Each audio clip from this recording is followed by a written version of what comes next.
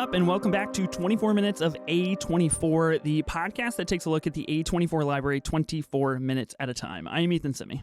And I'm Ben Lawhorn. This week on the pod, we are attempting to find the 11 best movies of the man, the myth, the cinematic legend himself, Martin Scorsese. We're doing a collaborative draft today.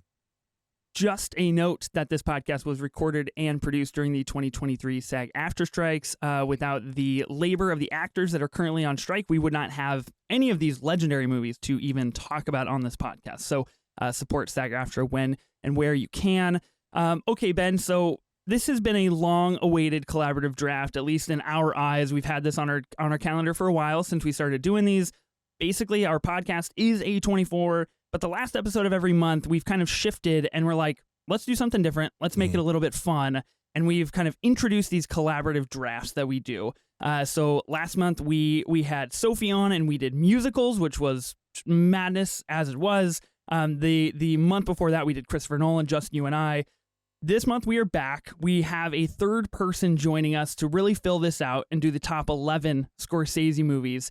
The famed TikToker, the famed movie podcaster himself, Seth. Welcome to the pod, man. How are you doing? I'm well. That was quite the intro. I appreciate it. Deserved. Yeah. Famed. No, I'm good, man. I'm good. I'm excited because when you guys asked me for Scorsese, that was always the episode I was going to come on for. I'm very excited to get into it. I did give the episode with Sophie a listen. Nice. People listening will understand that. Man, your guys' draft, I was confused when I first read it, I'll be honest. It might take me a little bit of time to adjust, but yeah, that was really fun. I had to listen to that before I came on. Very, very excited to get to it. Very excited. Nice. Did your homework, it sounds like. I did my homework, exactly. Always. I love it. I'm just excited that Purple Rain can't be left off this list. I don't have to worry about getting vetoed on that anymore. Hurt my feelings. It's been a month. It's been a month, Ben. Let's let it go. I'm never gonna get over it. Just move on. You're gonna be okay. Okay, so of course we are doing this Scorsese draft in celebration of his newest movie, Killers of the Flower Moon, which as of us recording, we're kind of pre-recording this like a week in advance. So this won't come out for another week, but Killers of the Flower Moon just came out for all of us. We have all seen it. We have not talked about it, minus whatever is publicly available on social media or Letterboxd or what have you. Ben, I texted you last night after you had seen Killers of the Flower Moon, and you just didn't say anything. You just didn't do anything to me. So I'm interested to see where this gets brought up on this draft. Obviously, that'll or be if kind of it gets brought up. Who knows? Wow. Maybe it's not even in the top 11. Who knows? Okay. Yeah. Anything's possible. So, of course, I'd like to talk about that at some point during the draft, but I do want to start this off. We'll go through the rules here in just a minute for anybody that's new to one of these collaborative drafts. So we will. Yep. And Seth, again, quickly lay it out for everybody so we are clear on what is going on. But I kind of wanted to start by defining our relationships to Martin Scorsese. I feel like, obviously, one of the greatest, if not the greatest living filmmaker, living American filmmaker right now, and he's 81, and he just came out with another movie, and it doesn't look like he's losing a step, to be honest. So, Seth, what is your relationship to Scorsese? I know you've mentioned him being one of your, if not your favorite filmmaker. Talk us a little bit through that. Very high up. I mean, it's similar to most people, I think, when you get into film. A lot of his earlier works are the first you kind of get told to get into, your Taxi Drivers, your Raging Bulls, your Goodfellas, in terms of the essence of filmmaking. I think my introduction to Scorsese was very similar. I come from a very much a film background, family-wise. So they, put me on certain films. My mom loved Taxi Driver, for example. My dad loved some of his earlier work, actually some of his more religious stuff, like Last Temptation of Christ. Got put on that quite young, and it was kind of just escalated from there. So my relationship with him as a filmmaker is just, I mean, I love him as much as, millions of us do, and I'm sure you guys do as well. I actually saw him do a talk live a couple of weeks ago at the London Film Festival, and that was just amazing. It's like a bucket list kind of thing, just being in the same vicinity as Scorsese. Do you know what I mean? It's not something that many people get to do, and that was even better. It was actually moderated by Edgar Wright, which was great. Oh, cool. So yeah, my relationship with him is very similar. Just he's one of the directors who got me into cinema, into film in the first place, and I've watched all his films. I said to Ethan before I came on, I've been a good spot because I recently just finished off all of them, including like his really early works, which Yeah. amazing, but finding his feet. Yeah. But yeah, like he was like when I think about who got me into film, he was the first guy, and I remember just watching Taxi Driver, Goodfellas at an age probably far too young, and just being kind of obsessed from there. So yeah, him being probably the filmmaker to really get me into everything else that I'm into now. Really, That's What awesome. about you, Ben?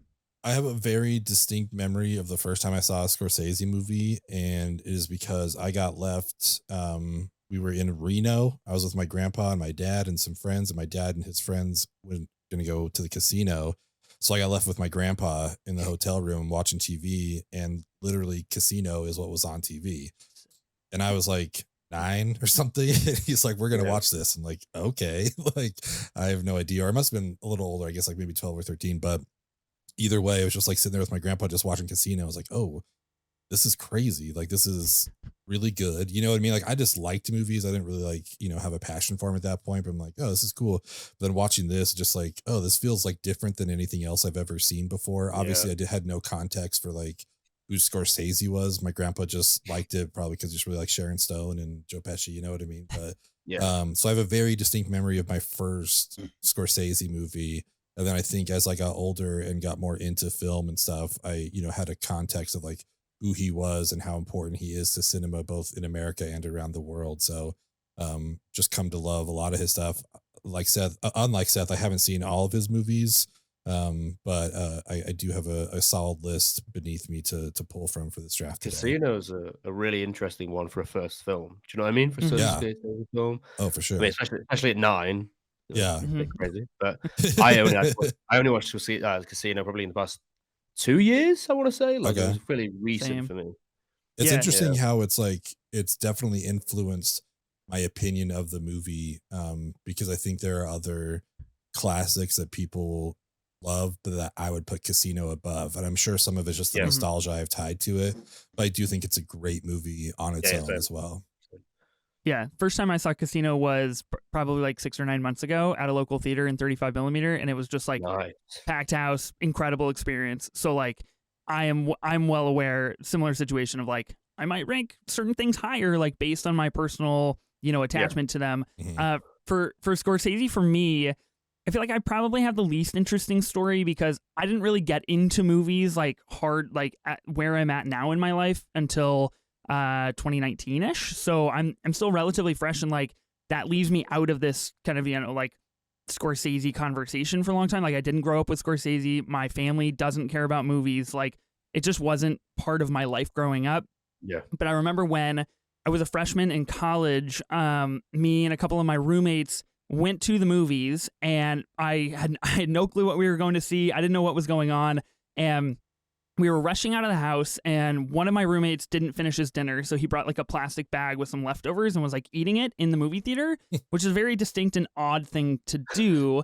And inevitably, we went to go see The Wolf of Wall Street, and I remember seeing that. And I was raised in a uber religious household of like, I don't watch that kind of stuff. Not allowed to see anything like that. And that was like my first experience of like I saw a movie in college, and I was Mm. just like, fuck, like movies are yeah, sick. Like you can do Yeah. really cool things in movies. Like that's Yeah. really cool. So I remember seeing that.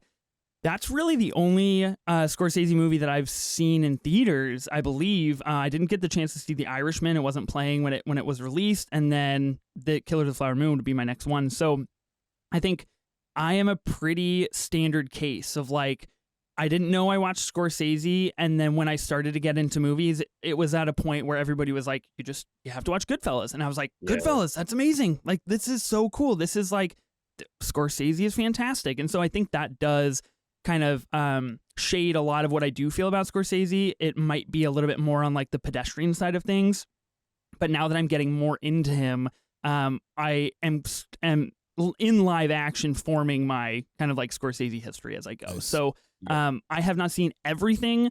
I tried really, really hard to get through as many new Scorsese movies as I could in the last like couple of weeks. I'm in school, my wife's in school, my kids are in school, so I feel like I did a pretty good job with what I did get through. But of course I did not get through everything. So yeah, we'll see kind of like what gets played here today.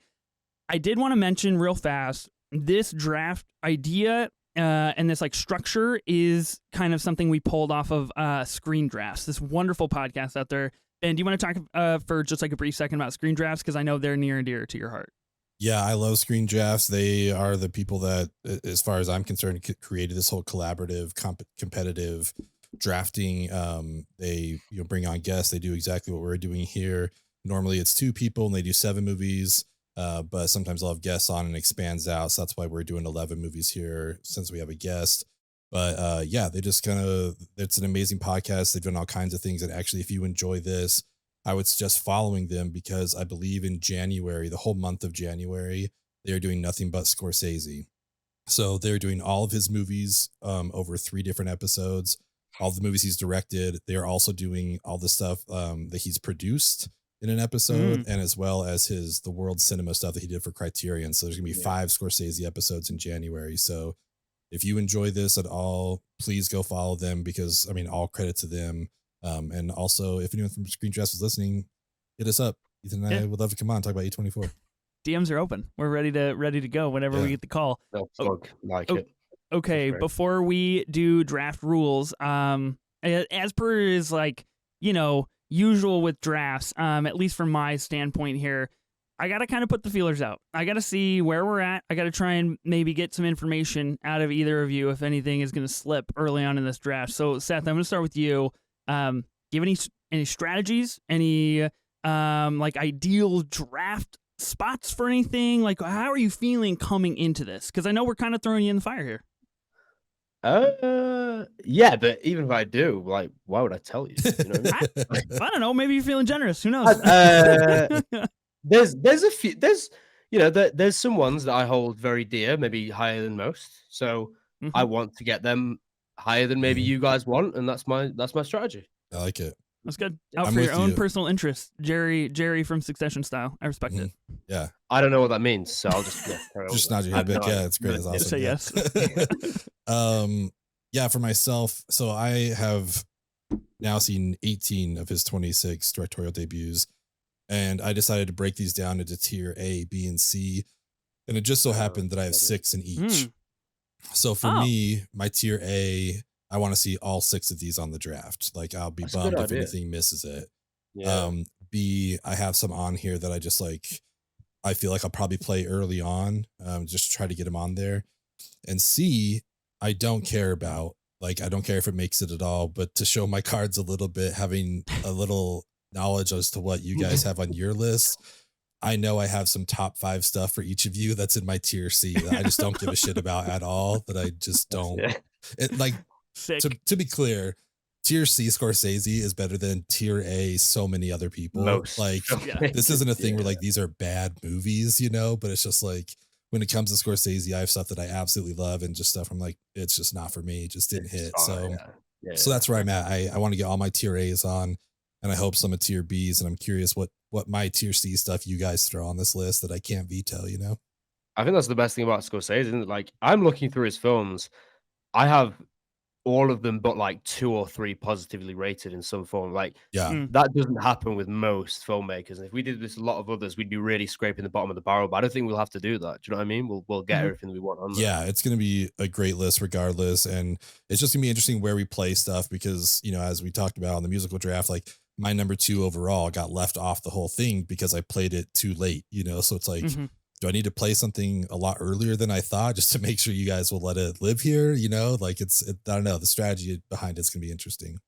I think that is definitely, the more of these collaborative drafts that we do here on this podcast, the more that we learn the strategy and the abilities and the vetoes and the veto overrides are huge players and can really influence if something that's very high on your personal list does in fact get left off.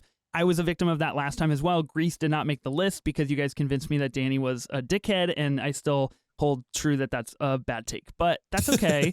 It didn't make the list, and I'm fine. I've moved on, unlike you, Ben. So, okay, draft rules. Let's set the stage. Let's get into drafting Scorsese movies here. The best 11 Scorsese films. Ben, you are the rule master when it comes to this type of situation. Would you do the honors of going through these rules, setting the stage for everybody so we can start the madness? I'd love to, and I hope I don't screw it up. So, as we discussed, we are going to be doing the top 11 Scorsese movies. In order to figure out what order we will be picking in, we're going to spin the wheel and see kind of who gets to pick what drafter they want to be. We have three drafters, drafter A, B, and C. Drafter C gets to do spots 11, 10, 6, and 3. So they're going to kick us off. They have 4 picks, but they're kind of towards the bottom. So that's what that's going to be. Drafter B gets 9, 8, 5, and 2. They also get 4 picks, but more in the middle. You get to pick the number 2 overall Scorsese. So it's a pretty good spot to be in. And then drafter A, you get to pick spots 7, 4, and 1.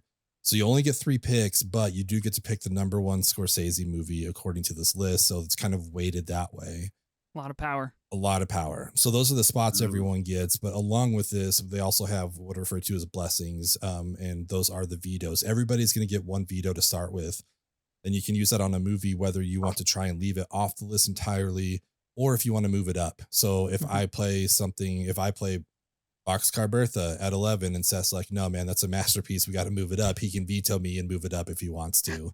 But if he hates the movies, like shouldn't be on here, he can also veto it for that reason. He can, like, for any reason, you can veto something. Okay. There's also a veto override. So if Ethan tries to play Color of Money at number 2, and I'm like, listen, it's a great movie, but it is not number 2, and I veto it, Seth can come in and be like, actually, it's arguably the best legacy sequel of all time. Like, it needs to be on there. I'm going to override your veto. That movie is staying here. Right. The only thing is whoever has the veto override can't use it on your own pick. You can't save yourself. You have to use it on someone else's pick. So just keep that in mind. So I cannot play The Irishman at number 2 and then have you veto it and then play my override. Correct. Yeah. You got to hope that Seth has it and that he agrees with you that we can collaboratively work together to understand the importance of late stage Irishmen. Okay, great. Awesome. Exactly. So with that, drafter C, the one who kind of starts at the bottom, they get the veto. They get 1 veto and the veto override, the only veto override of the game. Drafter B, who's in the middle, just gets that 1 veto. And drafter A, the person with the least amount of picks, gets 2 vetoes because they have the least amount of movies that they're going to be able to nominate for this draft. So once we spin the wheel and figure out where we're at, then we will figure out who gets what blessings. Don't you think, as we go through this, I'm just curious, and I feel like I'm sure that I did this last time, but musicals is not as intense as Scorsese. I feel like drafter C, of course, whoever's name comes up on the wheel, you get to pick what you want. And if you want to be C, that's awesome. Maybe I want to be C. I don't know yet. That's a lot of pressure to pick 11 and 10, like on the Scorsese draft. Like, you're willingly nominating like 2 Scorsese movies to be like, this is kicking off the list. Does that not scare anybody else? That's incredibly frightening to me. I think it's a fun to set the tone. You know what I mean? Like, again, what we did with the musicals, and I kicked off with South Park. You know, it's like, listen, we're going to set the bar here. We're not going to do all these classics. We got to do something new. So, I think it can be kind of fun. There is definitely pressure to it, but I think it could be a fun way to set the tone. Okay. All right. Sounds good. So we are going to be collaboratively, quote unquote, working together to make this list of 11. We all want to see our own individual picks make this list. Where they make the list is up for question mark. So we have 26 feature films to choose from. I'm going to list them really, really quick for the listeners so we know what we're dealing with here. I'm sure you already have a good idea of what a lot of Scorsese films are, but just in case you don't, or some of the maybe lesser famed movies, Who's That Knocking at My Door? Boxcar Bertha, Mean Streets, Alice Doesn't Live Here Anymore, Taxi Driver, New York, New York, Raging Bull, The King of Comedy, After Hours, The Color of Money, The Last Temptation of Christ, Goodfellas, Cape Fear, The Age of Innocence, Casino, Kundun, Bringing Out the Dead, Gangs of New York, The Aviator, The Departed, Shutter Island, Hugo, The Wolf of Wall Street, Silence, The Irishman, and most recently, Killers of the Flower Moon. Those are the 26 movies that are eligible for this draft. Seth, Ben, any questions before we I think I've got it. I think I get it. Yeah. Okay. Good. Let's do this thing. All right. Let's fire it up. Let's figure this out. Okay, oh, guys, gosh. It's I don't know if time. I'm ready. I've been trying to mentally prepare for this for a very long time, and I'm still not ready. There's no getting ready for it. All right. Pick number, or I guess the person who gets to choose first is No. Oh, No. Ethan. Oh, oh, damn. shoot. Damn. You Well, I get to was really pick. hoping I wouldn't be put in this position because I don't like to pick. I would have just rather it been given to me, honestly. I think last time, if I'm not mistaken, I was B.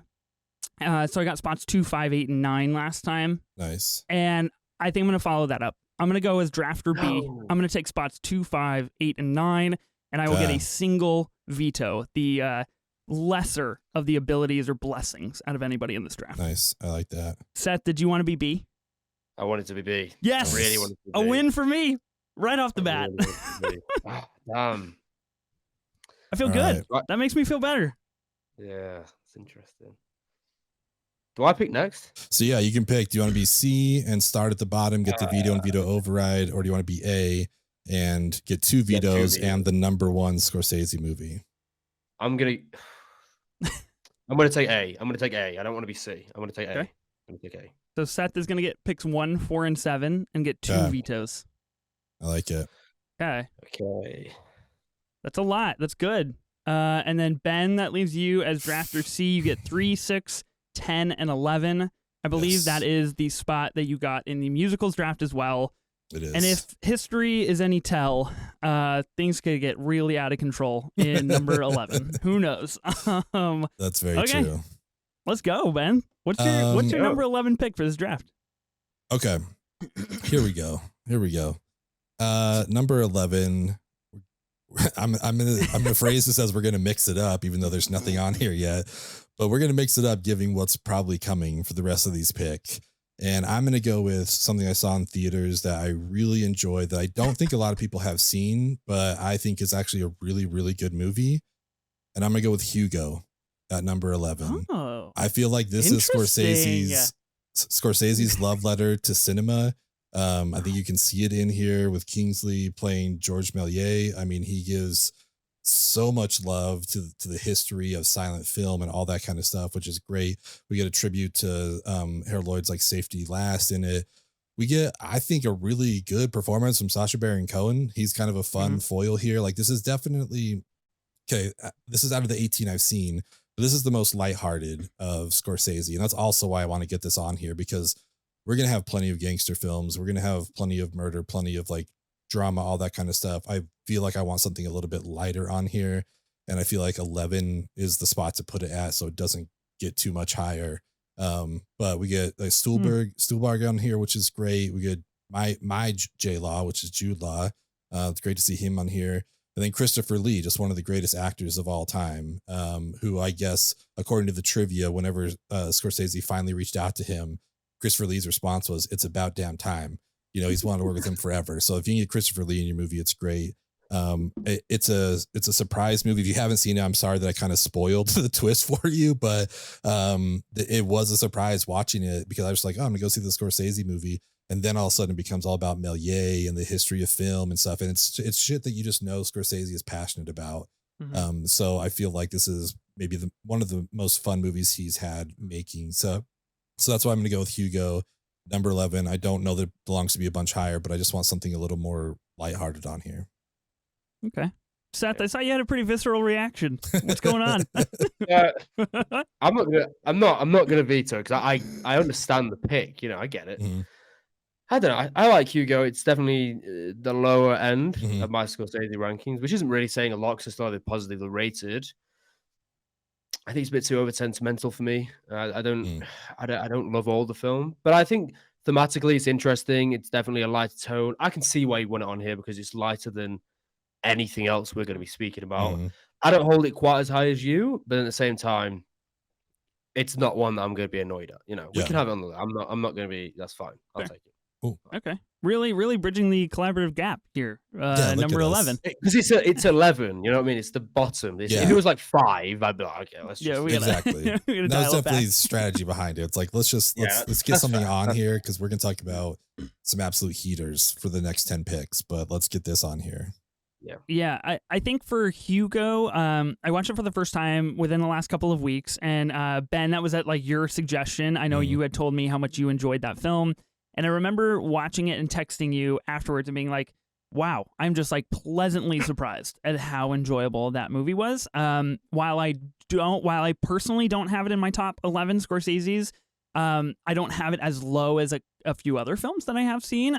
So I respect it. I understand the pick, and I do think for variety's sake, it is an important thing to put on this list. I do think it does kind of show the depth that Scorsese kind of has in what he can create and the stories that he can tell. And again, like you said, Ben, his love for cinema and his love for movies, and like I know, much like a lot of people, you know, The Fabelmans was like that was the pop culture like realization of like people love movies about movies within the last couple of years, and Hugo is very similar to that. I think the main kid in it is the kid from Sex Education, I think, on Netflix, and so and my wife is really into that show, and so that's all that I knew about this movie going into it. Fair enough. I think it's good. I think it's enjoyable. 11 is respectable. I'm not going to do anything about it. I'm just here. I'm just enjoying. All right. I like it. Cool. Number 10. Number 10. Here we go. This is maybe also a personal pick. I'm curious to hear what you guys think about this movie, but something that I watched for my other podcast for the first time when we decided to cover legacy sequels. And I think this might be the only sequel that he has ever directed before, which is kind of interesting, but we get some wonderful, wonderful performances here.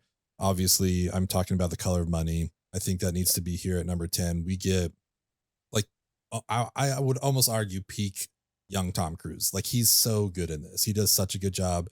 If you have not seen the Werewolves of London scene at the pool hall, go watch that on YouTube. It's just one of the coolest things ever. That's just like ingrained in my brain.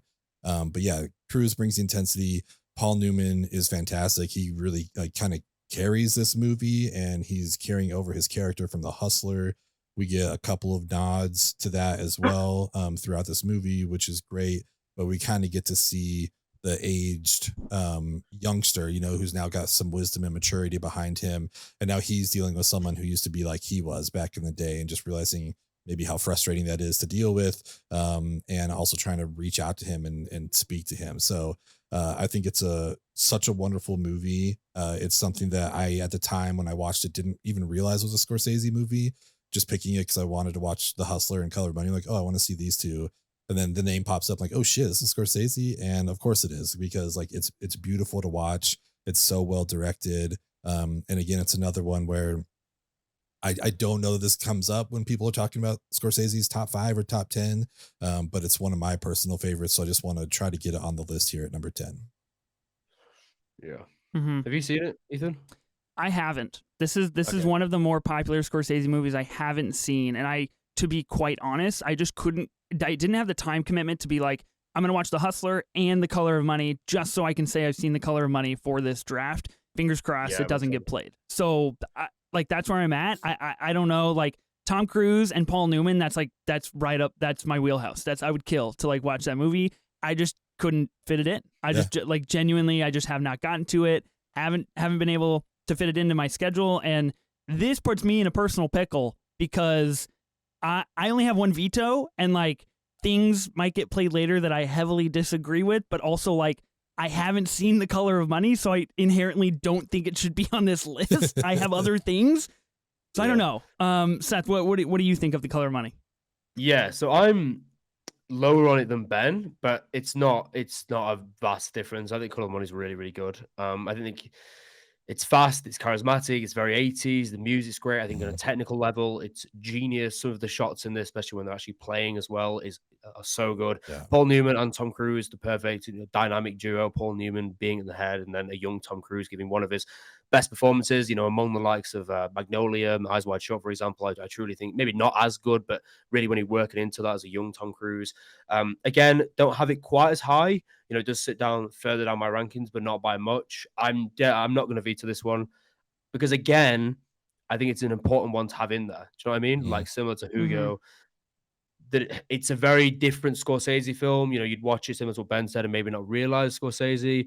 So I kind of like this being in the 10 just because it shows off his dynamic nature and what he can actually do as a filmmaker, different to what people expect. So yeah, I'm not going to veto this one. I like The Color of Money a lot. I think it's really good. Okay. Is this the only sequel that Scorsese's ever made? I think so. I think so. Yeah, it is. Yeah. Interesting. Yeah, it is. Yeah. Yeah, it is. I think that's really fascinating that like our first two picks on this list are something that obviously Scorsese is like not known for in Hugo, and in a much kind of like younger skewed like tale on the power of cinema, and then a sequel, like a legacy sequel, let alone that. And I think I like that in our list, like because it does show It looks good. the broad effect that Scorsese has on like everything he can do. I think that's really cool. I'm gonna have to live with the fact that like there's a movie on here that I haven't seen. So by the time we record our next podcast, I will soft commit to trying to see. Okay, I think you'll like it. I think you'll like it, and then you can live with having it on the list because I think you will like it. Okay, good. Okay, that makes me feel better for sure. Yeah, if I do end up liking it, then I'm totally good with 10. I think that's fine.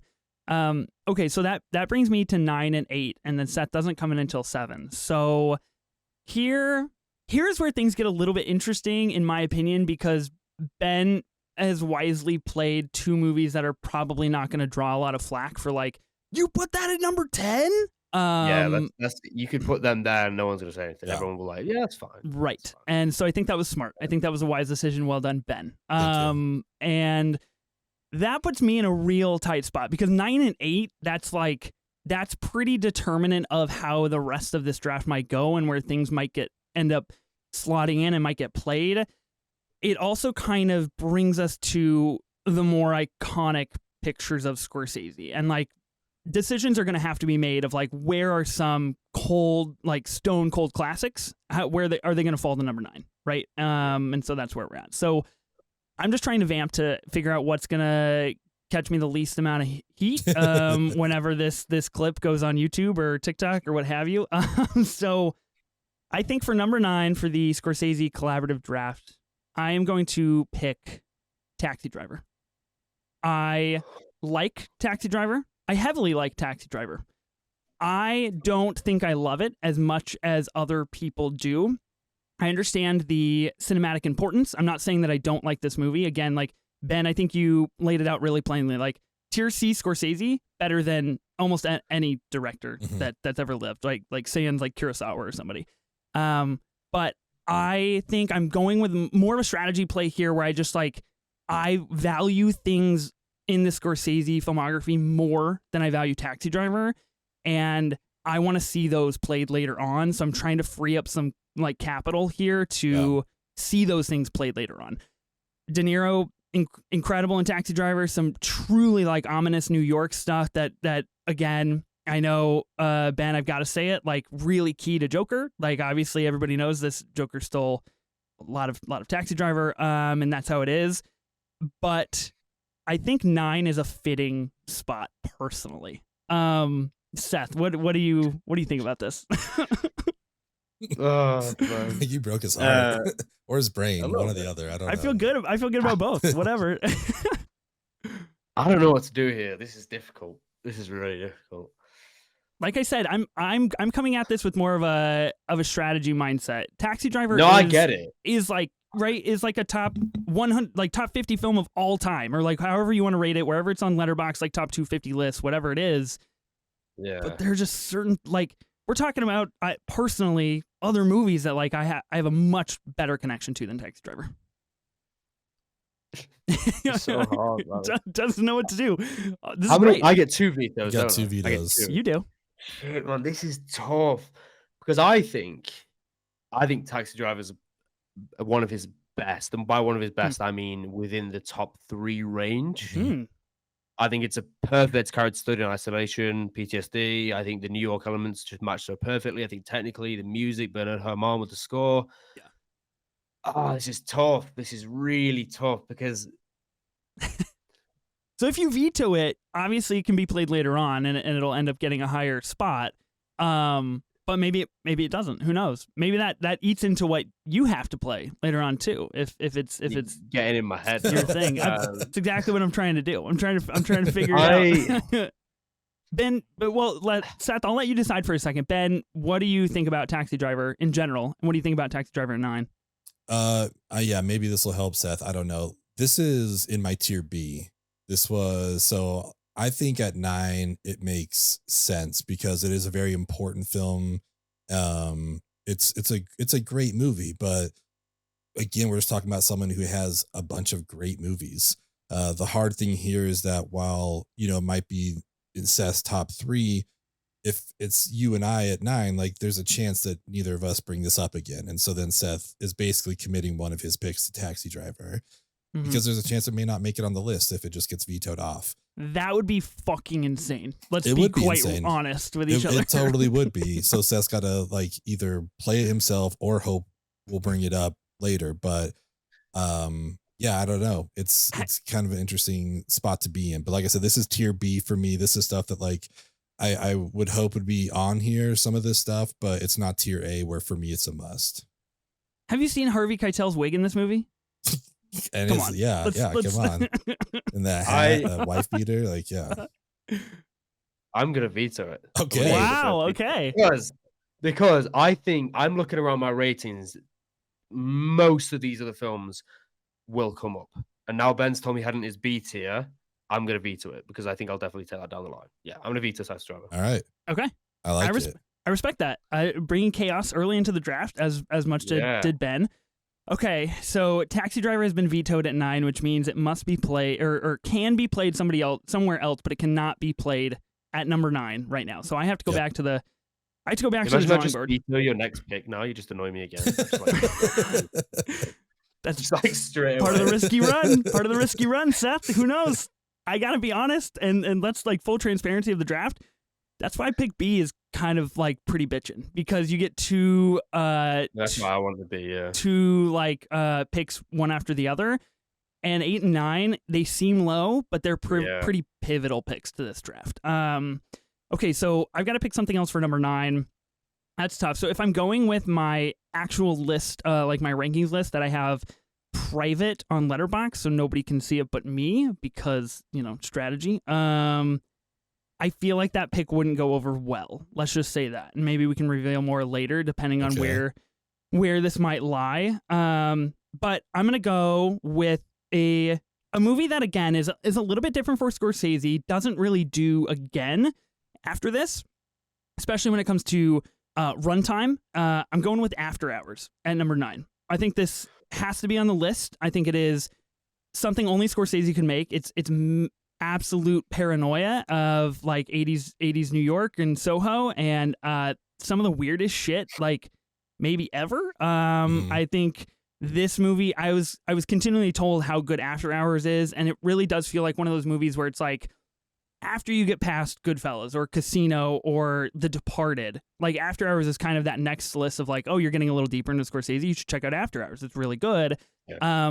It's about a dude that's just like super horny, that's just trying to get laid all night and ends up getting into some weird shit is pretty much, and it's like 92 or 94 minutes and it's really, really fun. And I think there's a special quality that should be noted about like, hey, I want to watch a movie and I'm going to watch a Scorsese movie. It's only going to take me an hour and a half. I think that deserves a little bit of like say, and because you can't really do that with a lot of his other pictures.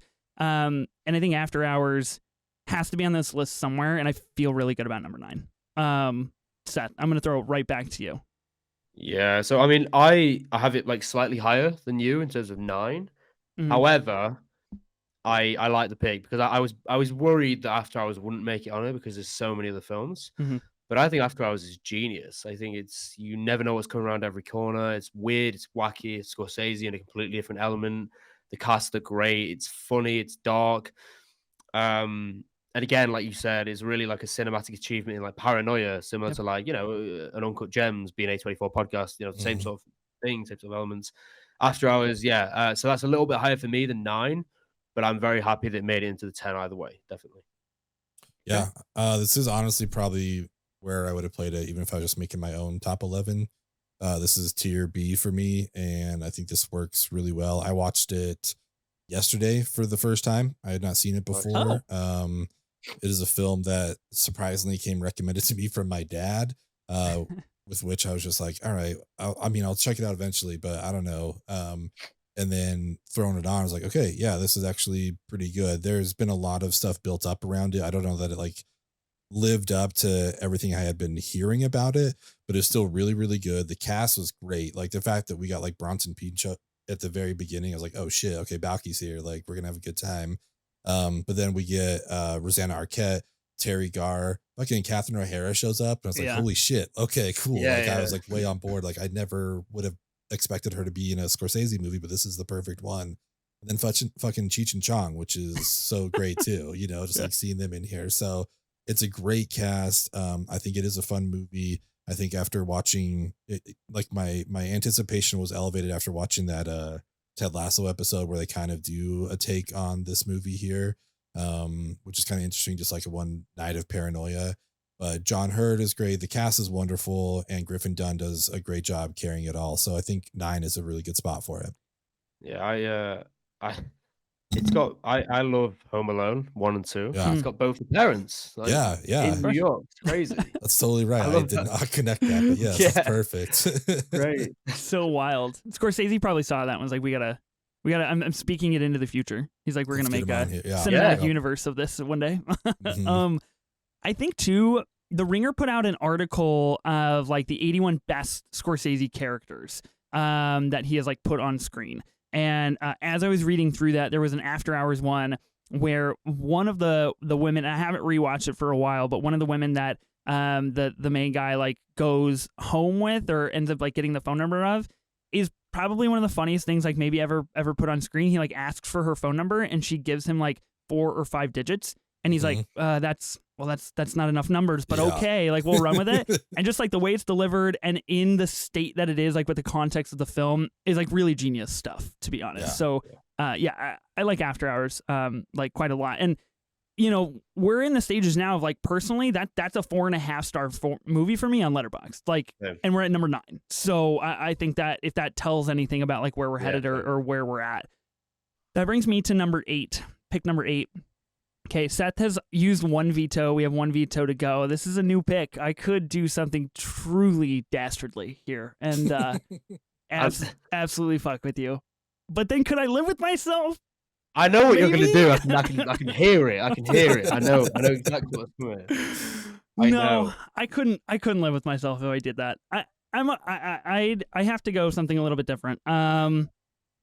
This is interesting to me, and I think this is worth bringing up in this conversation now, Ben, because we're at number 8, and keep your cards close to your chest if you want. I'm genuinely not trying to pry for information here. I'm trying to start a good faith conversation because I don't pick again until number 5. Mm-hmm. You pick it 6 and 3, Ben. The Irishman is a movie that I hold near and dear to my heart. Ben, I know you do not necessarily enjoy The Irishman as much as I do. I can't tell if that's a bit that you've been giving me for the past 6 months. It could very well be. Anything's possible, but I feel like if I let it slip, like if I put my hat to put it any higher on this list, I could be risking not having The Irishman on the list. Have you thought about The Irishman at all, Ben, and where like your strategy lays in a movie that you don't really like? I've thought about it a lot more than I want to. Yeah, for sure. I've definitely thought about this movie quite a bit. Okay. I guess that segues me into my number 8 pick. I am going to play The Irishman at number 8. I personally have it substantially higher on my own individual Scorsese's ranking. I think it is in the conversation with Killers of the Flower Moon, and when or if we play that, we will kind of broaden that conversation. But late stage Scorsese tackling like a lifetime of guilt and evil decisions and juxtaposing that against like the transcendence of religion and the ability to like admonish those decisions, or the idea that those decisions could be admonished, is really special. I give credit to Scorsese for saying, for basically taking all of Netflix's money and making a 3.5 hour de-aged mob thriller story that is really something special, especially in 2019.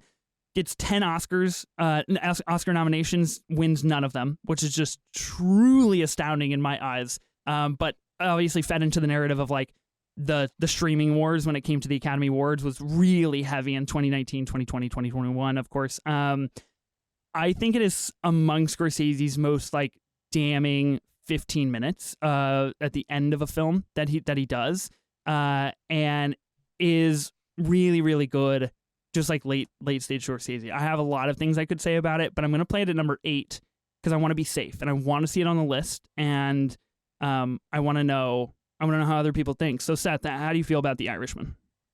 Yeah, I like that pick a lot.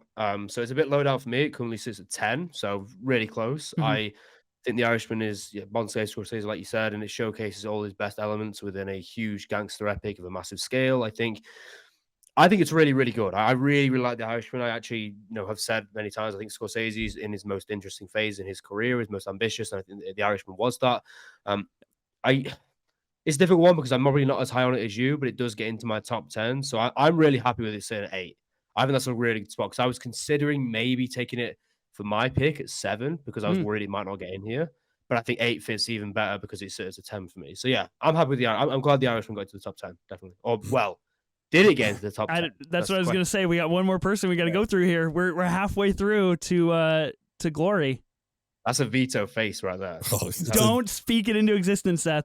It's a veto hard, I'll tell you that. But fuck you. Are you serious, Ben? Dude, this is tier C for me. This is. I took a screenshot of my tiers to send to you after this is over, so you can see that I'm not just fucking with you. Like The Irishman, it does not work for me. The thing I like about this movie is just seeing those guys on screen together. But like what they're doing, I don't enjoy. Like I just don't love the movie myself personally. I mean, whatever, it is what it is, but Robert De Niro supposedly being like in his mid 30s, early 40s, curb stomping that guy like an 85-year-old man. It's just like one of the funniest things. Okay, look, we can all find faults in The Irishman. That's not what we're here to do. No, okay? I know, but that's what sticks out in my head though, is that it's like you could have done a body double. You could have just like done it from behind, like just like you don't have to actually show him. But no, these guys, like it's always fun to see them on screen together. I can't deny that. But this movie for me is tier C. I don't like it. However, I have another movie in tier C that if it gets played, I'm saving my veto for that. It's not going to be for The Irishman. Oh, okay. I respect The Irishman and people that enjoy it. Like I totally get it. It's not for me. My concern right now is that I have 6 movies in my tier A and we have 7 spots left and none of them have been played yet. And I'm kind of worried. Oh, so it's like, okay, something's getting left out. And if I look at tier C, there's still some stuff that I think you guys like that's going to get played. So I'm saving my veto for this. I can respect The Irishman, even if I don't love the movie. Wow. Okay. This is interesting. This is really fascinating. So I thought you were definitely going to veto it, and I would have been put in a tough spot. It is currently the latest Scorsese movie we have on here, 2019. And like I said, it is 3.5 hours long, and I think at moments it can feel 3.5 hours long, but like I watched my Criterion Collection version and I've just got to like geek out for a second. I was just like in my bag. I was just like, I'm firing up The Irishman on my Criterion. Like it just felt so good. Like everything about that felt right. And, I like it. So I'm really proud of you, Ben, for allowing me to live my best life. That means I'm wondering what the film is that he's going to veto. I'm really interested. Is that like our side quest now to figure out what we're gonna? How can we fuck over Ben? Any movie that gives you the advice of never packing a fish in your car, I mean, that's just like that's sound advice. You never want to do that. Smart. Yeah. I mean, Can I tell you my favorite Plemons thing from this movie that I really liked actually is the sequence where we go through what gun he's going to use, like why he uses which gun. Cool. I actually really liked that quite a bit. I was like, oh shit, that's a really good sequence right there. So there were things maybe I found that I liked more about this movie in my rewatch, but it's still tier C, but it can live here at number 8. I'm happy with that. I think in terms of like sound advice, another really important point this movie makes is like never be 10 minutes late, never be more than 10 minutes late, because that just crushes a man's soul, which I think is important. And I think that's good. Again, good life advice. Good advice. And this kind of like kicks off Jesse Plemons being in Scorsese movies, which I'm pretty happy about. I think it's great. Mm-hmm. And I think him and Pacino being like a father and a son is really funny and really good stuff. In my opinion, I think it's great. And like you said, the whole fish bit is hilarious to me, and it's really, really good. And it's so like dark that like we're talking about a fish in our car as Hoff is on his way to get like nicked off. Like it's fucking incredible. Okay, Seth, welcome to the draft. You number 7. Thanks. You can. It's your time to shine. What are you gonna do at number 7? Seven's hard actually. So I think I'm gonna take because I think hmm, I'm worried this won't get picked. I think it might, but I'm a bit worried that it won't. So I have this at 8 on my rankings right now, and it's the King of Comedy. That's gonna be my Mm. number 7 pick. So King of Comedy for me, just a harrowing portrayal of someone failing to achieve, the American dream. I think it's haunting, but I think it's funny. I think it's witty, and I think it's a perfect script in my eyes, anyway. So I have it at 9 right now, or 8, sorry, right now. But I really want it on the list, and I'm kind of worried it won't get into the top 10 because I do think it's one of the higher tiers of Scorsese's filmography. So I'm gonna go the King of Comedy at 7. That's my pick. Hmm. I think my feelings on this are pretty apparent if you follow me on social media. Ben, I'm curious what you think of King of Comedy real quick. I will say I wore my King of Comedy shirt last night to go see Killers of the Flower Moon. I love it. If I vetoed it, it would just be to move it up. I'm not going to because I'm saving it for my tier C movie, but Okay. I love the King of Comedy so much. This is, for my money, my favorite De Niro performance in all Scorsese. Like, I love this performance so much. Talking about like the obsessiveness of fandom and the cuts that we get back and forth from his real life to like being down in the basement. I feel like it was a kind of prescient for like how fandom became, so I love this movie. My dislike for Joker is rather well known if you've ever listened to this show, and that's because for me it's like, if I want to watch that, I'm going to watch King of Comedy and or Taxi Driver because I feel like that's what that movie is. So this is finally I have a tier A on the list here. I'm super excited. I love King of Comedy. I may have played this next. So I'm just happy to see it on here. Cool. Okay. Yeah. So I'm in the same boat. The only reason I would veto it would be to put it higher. I was I thinking think you guys wouldn't have it. That's interesting. Okay. I love King of Comedy. It is in my personal top 5 rankings. I love it. Better King for a day than a schmuck for life is, words I try to live by. I tell myself that in the mirror every single morning. But yeah, I think this is something that's really, really special from De Niro to embody like Rupert Pupkin and this just continual avalanche of like a societal downfall of like his obsession with everything that he is obsessed with. So, and I think too, like you get in that final act and it takes that spin of like his, like we're dealing with like hostages and like we're really like out of what we started with in the first act. Like this is really escalated and is pretty good stuff. So I'm gonna let it stay at 7. I don't think it's worth spending a veto to bump higher. This was obviously going to make the list for either Ben and us, so for all of us. But again, like another pick down just makes me more nervous that certain things are not gonna get on this list. Because there's 1, 2, 3, 4, 5, 6, 7 things that I have to have on this list. We only have 6 more spots. So that's impossible. It's not going to happen. Yeah. And we're at 6 now. We're about halfway through this draft. We haven't even mentioned Killers of the Flower Moon, which I think is interesting. Is it going to make the list or not? I guess we'll see as we go on. Ben, you have picked number 6. Ben, you still have a veto and a veto override. I have 1 veto, and Seth, you have 1 veto. Things might start getting interesting or dicey, or vetoes might start being played if we want to put stuff up higher, like you mentioned, Ben. So, what do you got at number 6? Yeah, this is kind of crazy because we're at number 6, but I feel like I need to play a top 3 movie because I'm like, after this, I only have 1 spot left, and I just want to make sure this gets on there. I think we're all going to be saying that for the next 6 picks, just stuff that we have to make sure it gets on here. This is, I believe, it's what he won the Oscar for Best Picture. This is The Departed. It is one of my absolute favorites. I know it's a remake of something, but I think what Scorsese did with it was fantastic.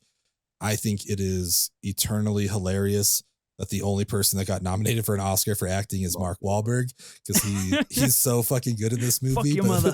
The fact that he's the only one that got it is hilarious to me. I don't know how many times in this household we say to each other, maybe not, maybe fuck yourself. Like that's just like one of the best line deliveries of any movie. I think Leo is so good in this. Like this is maybe my favorite. I don't know if it's my favorite Leo performance, but it's up there. It is so good. Vera Farmiga is fantastic.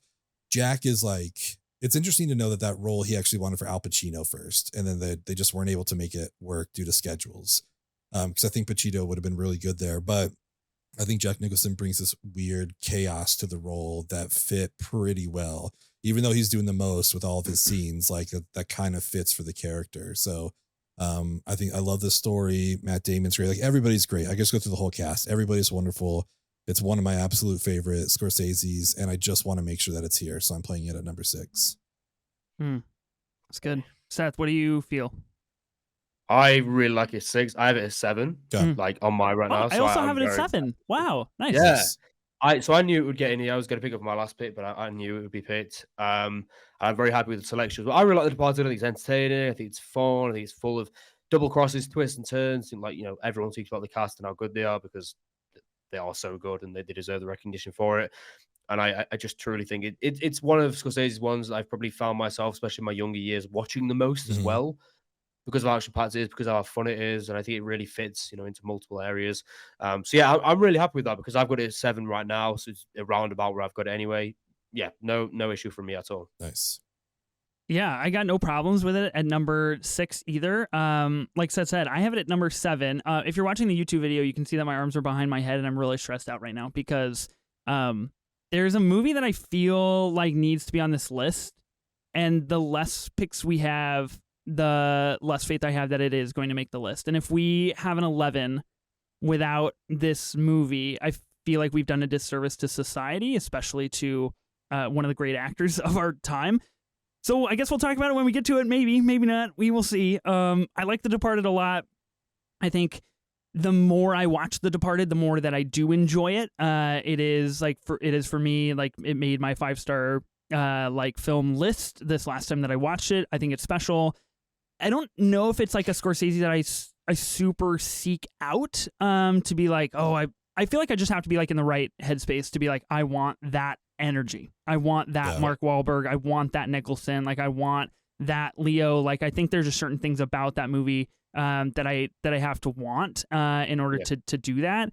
But still on this rewatch, like the twists at the end and the deaths and the Wahlberg of everything is still incredible. It still plays so well. And even like the audacity of Scorsese, I feel like this is really where he kind of stamps his mark of like, I just needle drop shit and I can do it with the same song multiple times in a movie. And like, that's okay. Like the way that he needle drops a song in the first like 2 minutes and then redoes it like 30 minutes later is genius and really, really good stuff. And especially when there's one scene to me that like really works super well when Leo starts to crack and he's like, I'm playing I'm a different guy every day. Like, I don't even know who I am anymore. And Wahlberg and Sheen are the only two guys that know that he's a cop. And like everything kind of comes to a head at that moment and they start to fight.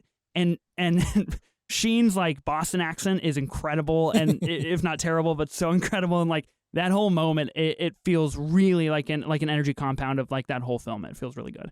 Yeah. So yeah, The Departed at 6 is good. Okay, 5. That brings me to pick number 5. I've got 5 and 2. Ben, you only have one pick left at number 3, and then Seth, you have 4 and 1. So really, this is like where the collaborative like stuff has to start taking effect because I'm nervous, but I feel good about. Okay, I feel good about this. We're gonna throw this out there, and we're gonna see how it lands. We all have some vetoes. We all have some abilities left. I'm going to put Killers of the Flower Moon at number 5.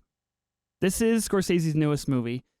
Ben and I have not talked about thoughts on Killers of the Flower Moon at all. So we're going to need to take sidebar so we can just figure this out. Seth, I've read your Letterboxd review. I know you really enjoy this film. If I misspoke, let me know. But I think this is one of the most important Scorsese movies that exists, and I think it's one of the ones that's like the hardest to grapple with. I have tickets to see it a second time in a couple of days. I'm really excited for a rewatch, and it just felt so overwhelming in the best way, like the first time that I saw it, where the more that I think about it, the more that I love it, and the more intricate and profound the acting decisions and the script decisions are. And like the world that Scorsese has remodeled on screen is absolutely heinous and fearful and dark. And I think it is really impressive. And for those who haven't seen it, I think we'll go kind of spoiler free because the movie will only be a week old at this point. I think the final 20 minutes are among the most important filmmaking that Scorsese's done and some of the boldest artistic decisions. And I love Killers of the Flower Moon. I feel like it needs to be on this list, but like I said, 5. I'm curious how you all feel. Ben, what do you think? Spoiler free, Killers of the Flower Moon, and then in a 5 spot. This is a tier C for me. Oh. I did not love this movie. It was a slog, you know, like I feel like I mean, this isn't a Killers review. I feel like we should have focused on a different protagonist. I didn't love the movie itself. I'm going to preface what I'm about to say by saying that I hate when people say this, but I read the book and it's just like, I thought with like a runtime of 340, we were going to get into some other characters a little bit more than we did. And I was really bummed that we didn't. It felt like a real missed opportunity to tell a certain person's story rather than the story that we told. So I don't love this movie, but I know that both of you ranked this 5 stars. So I know that this will just be a wasted veto if I waste it here. So I'm not going to use it because I feel like it would just get played later on, even higher. So I'm going to leave it where it's at. It didn't hit for me at all, but I'm very happy that you guys both enjoy this movie. And I wouldn't want it in the top 3. And I'm afraid that's where it would end up if I vetoed it. So this is fine. If it needs to be a 5, I knew it was going to make the list. This isn't the tier C that I was going to veto. There's still one more that maybe now I'm realizing isn't going to get played, and that's great. But I'm going to leave this here out of fear of where it would end up and what you would replace it with. So yeah. Okay. Seth, what do you got on Killers and then the 5 spot? Yeah, so Killers is my first 5-star of 2023. So currently my number 1. At the same time, I initially said in my review, this won't be for everyone. So I didn't read the book initially. So I think that it does make a massive difference in your perception and what you expect going in and what you expect, especially from a long run time. So I wouldn't have minded a veto as much as I have it really high. I have it in the top 5. But at the same time, it's not going to be for everyone. For me, it was sprawling, it was powerful, it was sincere, and it was essential. It was really one of Marty's most daring efforts as a filmmaker yet. And I think, as I said earlier, I think we're in a period now with modern Scorsese where he's just continuing to do these, dangerous and daring feats as a filmmaker. With The Irishman, with Silence, and of course with Killers of the Flower Moon. A procedural drama showcasing stories that needed to be told, and a important part of American history that needed to be told as well. So I loved Killers of the Flower Moon, but at the same time, I definitely understand people's reservations with it, people's reservations on the protagonist and whether they should have used Molly as that and her perspective more. I get it, but I think for me, I'm really happy with it because I have it in the top 5. But I wouldn't have hated a veto because I understand. Does that make sense? Yeah, for sure. It's a difficult one because it's a topic which is hard to speak about, especially given the fact I'm not Osage. I don't have the perspective on this. I also haven't read the book, but for me, the highest tier of Scorsese or amongst it anyway right now. I think it's really interesting that both Seth and I haven't read the book, and we rate this movie very highly, and Ben, you have, and it kind of played differently for you. I still am undecided if I'm going to read the book. I think it is important to full body this thing and be like, what's the source material here? Like, what are we working with? What's the story we were trying to tell? But I do think it has the potential of course to change my standpoint and my viewpoint on the film. Like I said, I just feel like while it might not be Scorsese's best movie, I do think it's his most important that he's made. And I do think it proves that even late stage Scorsese, when he's in his 80s, understands that he's not always the right guy to tell certain stories, but this time he owned up to it and kind of did it in a way that I think is really fascinating and really bold for a filmmaker. So I think 5 is definitely a deserved spot here. That brings us down to the top 4, and I feel like this is where vetoes start to get played because instead of something at 4, you want it at 2. You know what I mean? Like it needs to be in that top 3 echelon. I will repeat, like, there are 5 movies right now that I think need to make this list, and we only have 4 spots left. How many vetoes have we all got? So I've got 1. So Seth has 1 veto, I have 1 veto, and Ben has a veto and a veto override. Oh man. Yeah. So this is something to kind of look out for. I think this is when it's all much aligned to like the Scorsese energy and style of things. We're just gonna start going super fast cuts, and things are gonna get really out of control really fast, I feel like. Because I guess, okay, Seth, you go with your number 4 pick because I'm really curious what it is, and I guess we'll go from there. Yeah. So I think this is a pretty standard 4th pick. It's actually 4th in my rankings right now, I believe. And that is the Robert De Niro starring Raging Bull. Okay. This is the movie I was worried about, so I'm glad you brought this up. Okay, right, cool, yeah. I think Raging Bull is a brilliant depiction of insecurity, focusing on a character like that, a human character who had so many issues, and using, you know, boxing as merely a background. It's striking when it comes to his visuals as well, and the use of this black and white. You know, the editing is seamless. I think it's a beautiful, beautiful film, and really and truly similar to the ilk of Taxi Driver within Scorsese's filmography. It's just a perfect study of a struggling and troubled character.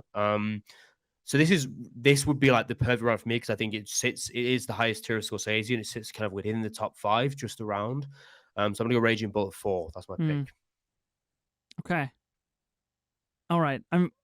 Go ahead, Ben. I'm like processing in live time, like what would happen if someone were to veto this, and anything. Obviously, it either doesn't make the list, or which would be wild, or forces exactly, which would be insane, or forces Seth to maybe play it at number 1, which is also insane. So I think it would instigate a couple of pretty wild situations. Ben, where do you have like Raging Bull on your personal list? It's my top of Series C. This was the hardest falling rewatch for me. Oh, really? I upgraded this on a rewatch. Yeah, this fell for me because this, you know, runtime, whatever. If you need the runtime to tell the story, that's great. I don't think this movie needed that runtime to tell this story. De Niro is obviously fucking awesome. Like, he is so good in this. It's beautiful. But it was, I don't know. It just did not hit for me on the rewatch. This isn't the movie that I was saving my veto for. And I'm looking at this list, and I'm just like, I have 4 left in my tier A, and we have 4 spots left. And this obviously is not part of it. But now it's just like, will this, what's going to get replaced? You know, there is a possibility we put out a podcast and graphics that say Hugo is on the list of the 11 best Scorsese movies, but Raging Bull is not. We got to sit with that fact here. I mean, listen, there's a lot of stuff that's not going to make the list. We might hear that about Taxi Driver. We might hear that about Mean Streets. We might hear that about a lot of movies. Oh my God, Taxi Driver is not on this list. Oh no! Did we just fuck ourselves? Like we all just completely blanked on Taxi Driver? Whole list. I don't know. Oh my God! Oh my God! Someone better choose Taxi Driver, because I'm not choosing anymore. We got to redo this pod. This is bad. This is bad news. I mean, it's gonna be something else. Okay. Ben, veto me. Do it. Are you gonna play Taxi Driver? Is that what you're gonna play? Because if you're gonna do that, you know what? Fuck it. Veto Raging Bull. I'm taking it off this list. Okay, I'll trade in Taxi Driver then, because that is my 5. So it's higher than Raging Bull on my list. It's 3rd, so I'm playing Taxi Driver. Okay. Wow. I can live with that. Taxi Driver is tier B for me. I'm glad I have this list here to look at, because I was like, wait, where does that fall? I'm actually glad you vetoed that. I do think Taxi Driver is a better performance. Like, Raging Bull is a masterclass on so many things. It just doesn't hit for me overall. It needs to be trimmed down. There's a lot I think that could get fixed with it, but Taxi Driver, if that's what we're going with now, I'm just gonna give my 2 cents now. It's an amazing performance. It's a really good story, like Seth mentioned earlier, you know, kind of about PTSD, all that kind of stuff. And we just get some iconic and classic De Niro out of this. And if it's going to come down to these two, I'd rather have Taxi Driver on the list. So I'm happy with I'll the take Raging it. Bull veto. Happy to see Taxi Driver Cool. here. I think Unless one of the Ethan vetoes it. No. I'm square. I'm Yeah. good. Taxi Driver number 4 is good. I think this is probably our most collaborative moment in any of these drafts that we have done, where Ben, you raised Taxi Driver, and we all agreed like Taxi Driver needs to be on this list. That would have been a true like confounding moment there. I like Taxi Driver. I obviously don't have it at number 4 on my personal list, but I understand it. It has to be on this list. I think the question of like Taxi Driver or Raging Bull is an impossible answer, to be like honest. I think it's the same task when like trying to do this. Like, let's rank the best 11 Scorsese. Like, what are we dealing with here? Like, we're dealing with like exceptionally personal preferences and very small moments of films. And that's a hard question to be answered, but like I love Raging Bull, and I think on the rewatch it definitely escalated for me. And like the story of Jake LaMotta, especially in like the final 25 minutes when he is jailed and is in prison and he's punching a cement wall because he fucked himself, is insane. And it's some of De Niro's best work. But Taxi Driver is much more ingrained in the culture, the Scorsese kind of Rubicon and canon, and like what it means to cinema. So I totally understand having Taxi Driver over Raging Bull. I like Raging Bull a lot though, but Taxi Driver's good in the number 4 spot. Okay, so we each have one more pick left. We're down to the final 3. Ben, you've got 3. I've got number 2. Seth's got number 1. Let's just be honest. I'm gonna be completely frank with where I'm standing here.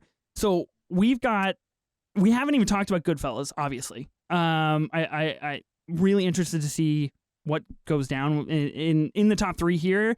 But like for me, Goodfellas, The Wolf of Wall Street, Casino, and Silence. Those are 4 movies. We have 3 spots left. One of those movies is not making this list, which I think is absolutely fucking insane. Let's just like put that out there. I'm pretty sure I know which one it's going to be. And I will make my argument for my personal standby of that film and that it should have made the list. But I guess we'll see how things shake out. Ben, number 3, I've got a veto. Seth, you've got a veto. Ben, you have a veto override. Yeah. This could be interesting. Seth, I'm curious. We got 3 spots left. How many must-haves do you have on your list? 3. Or any of them off of Ethan's list? Must have. No, 2. 2 of them 2. are. Oh shit. 2. Okay. 2. Okay. 2 must have. 2 must have. Wow, that's a better position than me. Let's just say it. Yeah, Ethan, you and I are in the same boat pretty much. What was Ethan's list again? I think it's the same as mine. Goodfellas, Casino, Wolf of Wall Street, and Silence. Yep. Oh yeah, 2 definitely. There's one yeah. That'll be an interesting I'm gonna conversation. beat the shit out of that if that comes up. But yeah, let's just continue. It might, Seth. It might. Okay. I think this belongs here. This was my favorite first time watch in preparing for this draft. I fucking love this movie so much, and I am so mad that I didn't see it in theaters.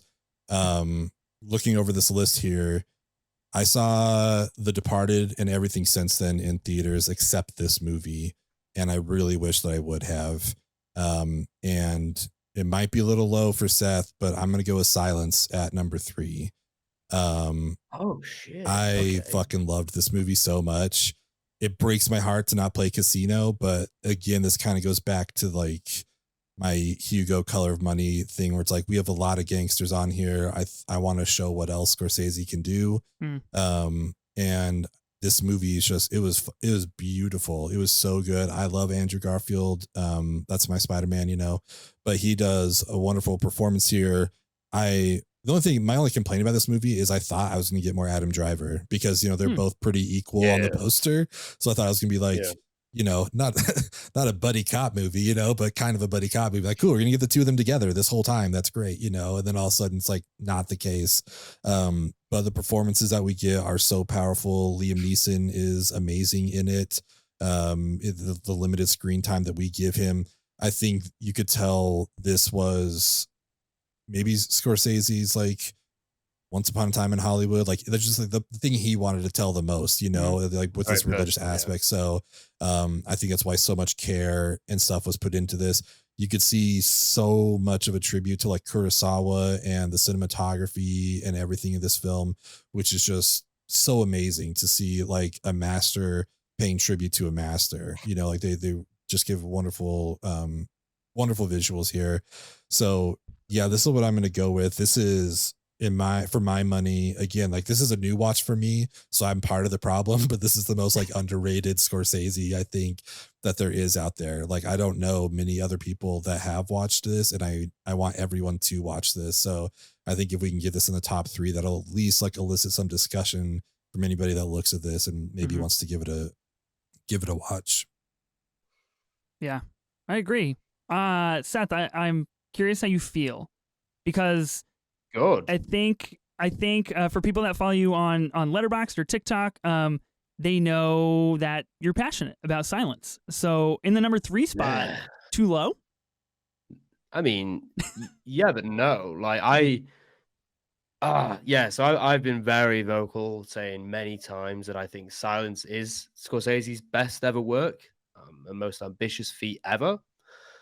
A spiritual journey, poses the questions about sacrifice, religion, humanity, morality.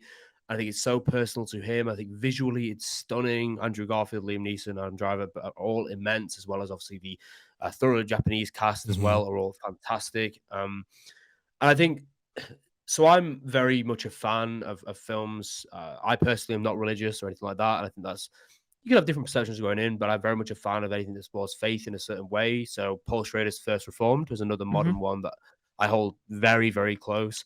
And I think few filmmakers have, because I look for religious films a lot of time, I think few filmmakers have ever explored spirituality in such a nuanced way as Scorsese in Silence, and also in Last Temptation of Christ. But that's kind of different. I'm not as hot on that as I am as this. So I'm happy with it at 3 because I didn't think I'd get it at 1. I think you guys would probably veto me if I put it at 1, and I didn't also think it would get into the top 3. So I'm just really happy it's on here. So too low in a way, I guess, because I have it at 1.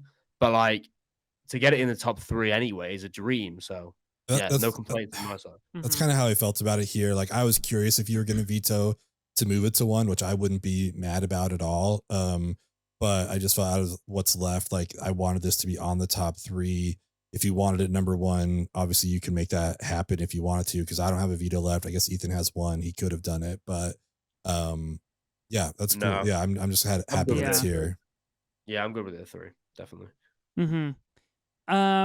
Okay, so I love Silence. I think again, like this was my first time watching this movie in the last few weeks. One of the movies that I watched over the past few weeks for the first time where I was just like completely raptured of like what was happening on screen and just like continued to be in awe of what was going on. Andrew Garfield is seriously unreal. Like his trample, It's Okay to Trample, is fucking iconic and so good. So good. Foolishness, wisdom, commitment, like religious kind of like ecstasy, really something near and dear to Scorsese's heart that you can tell is like you said, Ben, his Once Upon a Time in Hollywood. Like he wanted to make this movie and needed to make this movie. A crime that it is as underrated as it is. I think it doesn't like get the kind of speak that it deserves. I think a top 3 spot for this movie is totally warranted. But here's my conundrum. And Ben, I think you're in the same boat.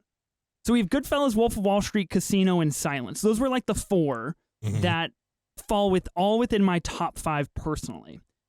If Silence sits at 3, that means for spots 1 and 2, we have Goodfellas, Wolf of Wall Street, or Casino, in my opinion. Yeah.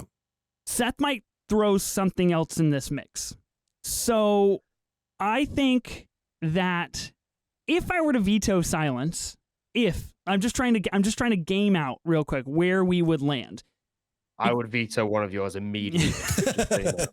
Immediately.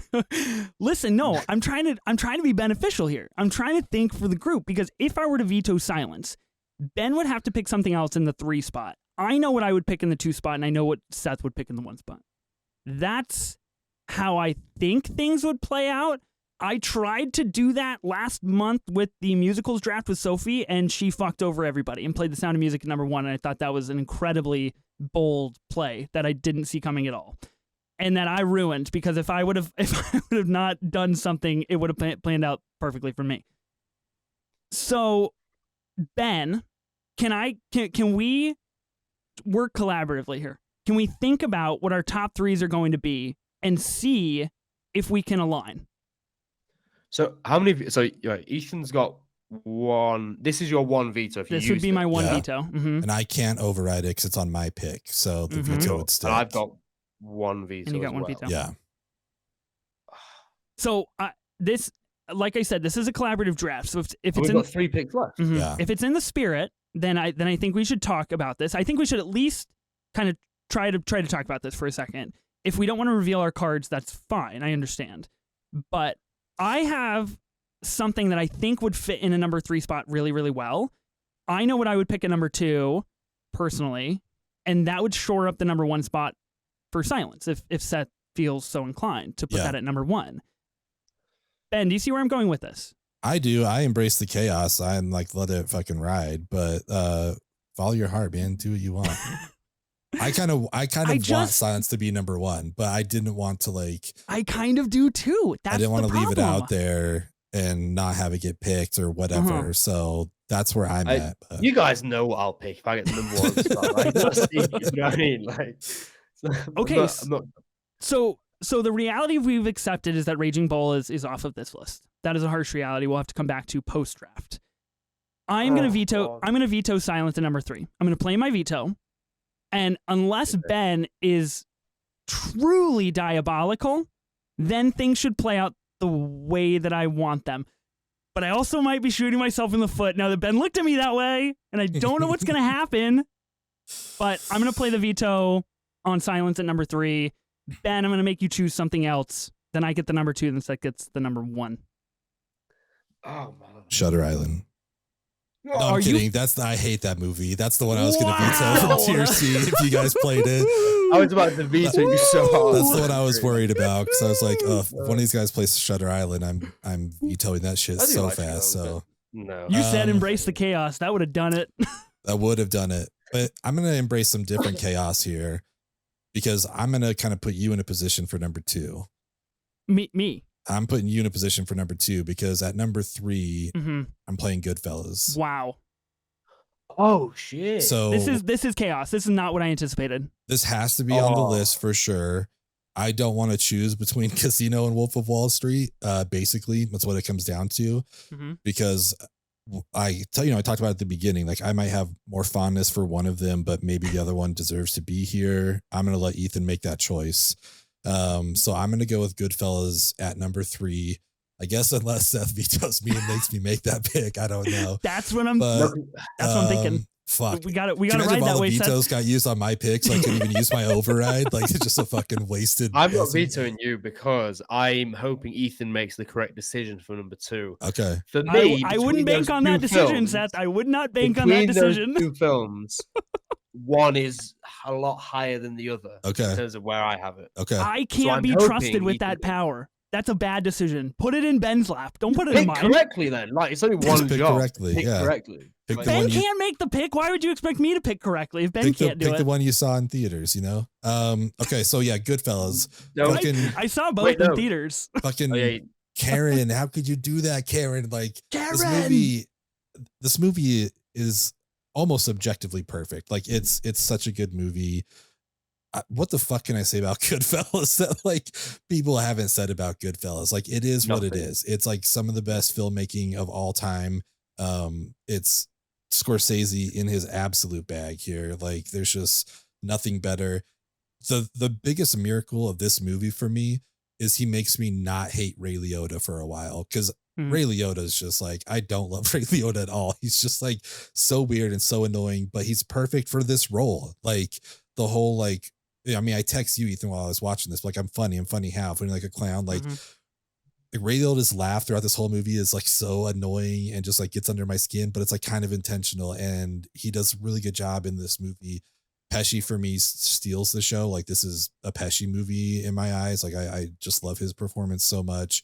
Yeah, I'm not going to add anything to the conversation about Goodfellas that nobody else has said, but I want to make sure it's here. I want to make Ethan make the hard pick, and I want to see Silence at number 1. So I'm putting Goodfellas at 3. No complaints. I have it at 2. Cool. That's cool.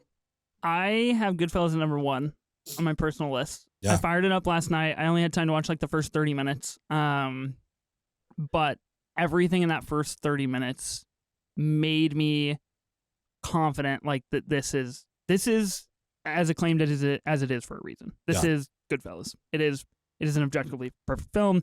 The way De Niro says drinks are on the house is incredible. Really, really, really just good moments in this film. And like I said, I only got to like the first 30 minutes, but when we make that age change from a young Ray Liotta to a grown Ray Liotta, and we get the pan down of like the blue sky to Ray Liotta hanging out in front of the diner. Look, I have a wife and kids, but fuck, dude, he is gorgeous. Like that shot is perfection. Yeah. To do that and to capture that is really something special. I feel like this does really put me in a tough spot because, of course, Ben, I thought you were gonna put Wolf of Wall Street at number 3. That would put Goodfellas at 2 and Silence at 1, and I would have been just one really, really happy guy. I would have been totally okay with that. But the fact as you mentioned, think I would have picked Wolf of Wall Street over Casino is really funny because it feels like you haven't been listening to this pod at all. I wanted the best for everybody. You know, that was the best for me, so I thought it would be the best for everybody. I love it. I think obviously, Seth, you mentioned there's only one right decision for number 2. I think to have Casino off of the list would be an incredible disservice to Scorsese. On the other hand, there is no other hand. This is a one-handed thing. I hate to be that guy, but I fall into the trap of I'm a late 20s white guy that loves The Wolf of Wall Street. What are you gonna do? Like I just fall into. I'm going to veto in the trap. So you have a veto, don't you, Seth? Yeah. Okay.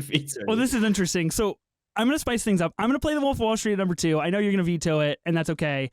But I want to open up the conversation for The Wolf of Wall Street because I have this personally ranked at number 2. I rewatched it, and I don't want to put it at number 2. Like it feels grimy. It feels kind of gross to be like, this is the number 2 Scorsese movie. But it also is like, it is like Scorsese cocaine. Like that is what it's designed to be. It is so fast and cutting and debaucherous, and like that's kind of what Scorsese was in his bag at that time.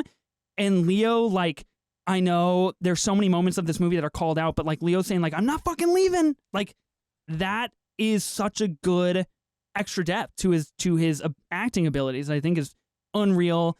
You get Rob Reiner in this film, I believe, is his dad, which is really good casting.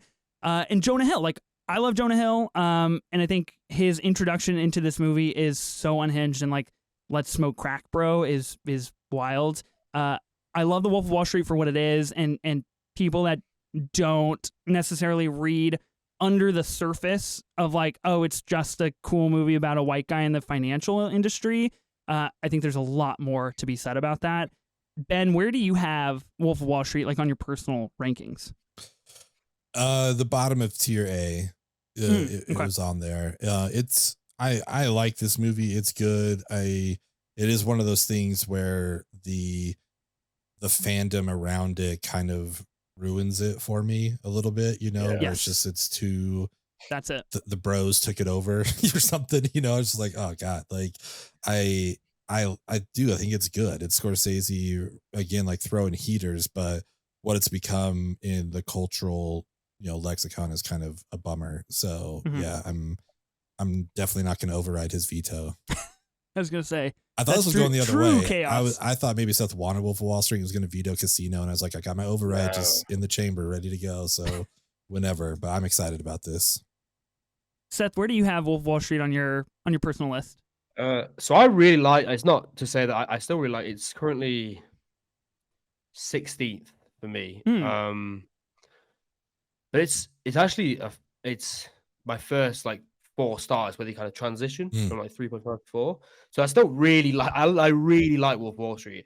I just think thematically I'm not as interested in the subject matter. I don't think it's very interesting. I think it's fun, it's good, it showcases someone going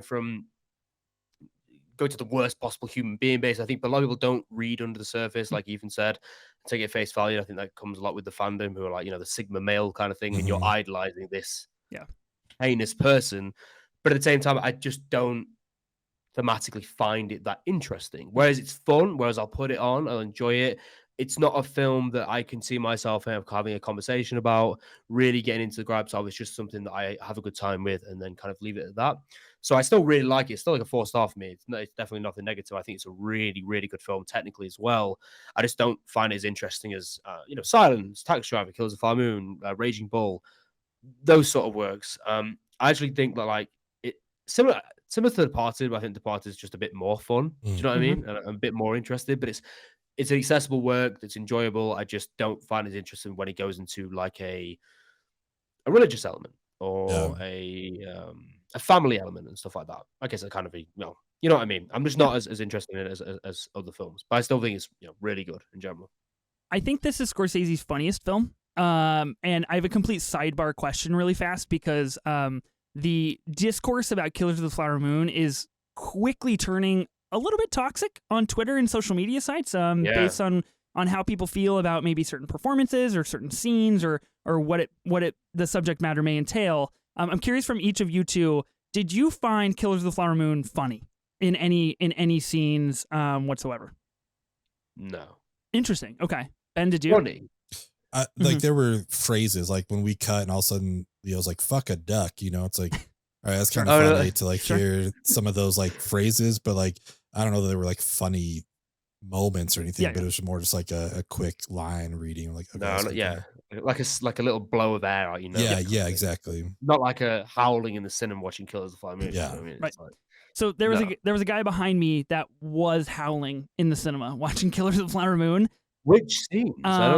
And it was kind of any scene where Leo was like ultra serious, and I just don't think he connected with what was going on screen and like the dark depths of where we were headed.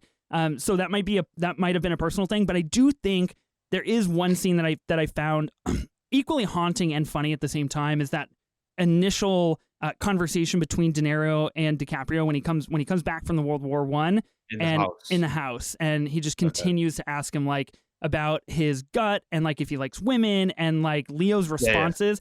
I think we're first getting kind of like initiated to Leo's character and like his kind of like twings and like his how he is right as a character. And so I think for me that came across as like rather entertaining, only to be juxtaposed against like, fuck, that is really dark. Like that conversation is the catalyst that kicks off all of this. And that's really disturbing. But I also wanted to point out De Niro's goggles in that movie are really elite. Just wanted to his driving goggles. His driving goggles are great. Really funny. Okay, so number 2, Wolf of Wall Street was vetoed, of course. I'm going to pick Casino. I personally think Goodfellas is better than Casino, but I can understand why we have them both in the top 3. Like I mentioned at the top of the pod, I saw this movie, 35mm, local cinema, full house, is one of the only movies in recent memory that I've seen that I was like, I did not know you could do that in a movie. I literally didn't know that was possible. I watch hundreds of movies a year. Seth, you watch more than me.